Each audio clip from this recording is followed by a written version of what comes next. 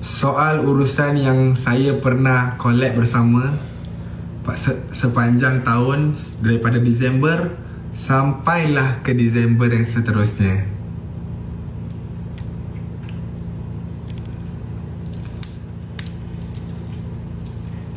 Saya mau berterima kasih.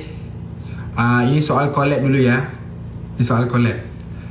Pertama sekali, ini bukan nak bilang mau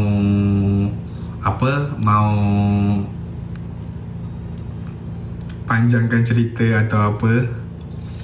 Pertama sekali, saya ingin mengucapkan terima kasih kepada Fuji yang pernah hadir dalam hidup saya.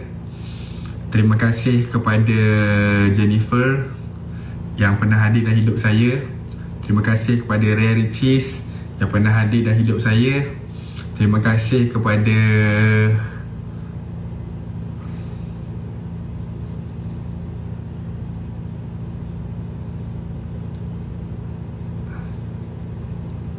Fadli yang pernah hadir dalam hidup saya, Bio yang pernah hadir dalam hidup saya, Yaya yang pernah hadir dalam hidup saya. Saya ucapkan terima kasih banyak-banyak. Beyond Combat, Celos, siapa lagi? Ini soal collab, Abang Atta Halilintar. Terima kasih banyak-banyak pernah hadir dalam hidup saya sepanjang saya berkarier di Indonesia. Willy yang pernah hadir dalam hidup saya, Bill May, Abang Denny Sumargo, siapa lagi yang pernah hadir dalam hidup saya. Saya mengucapkan terima kasih banyak-banyak. Tanpa semua kenangan-kenangan ini, ia tidak cukup bermakna pada tahun 2025 ini.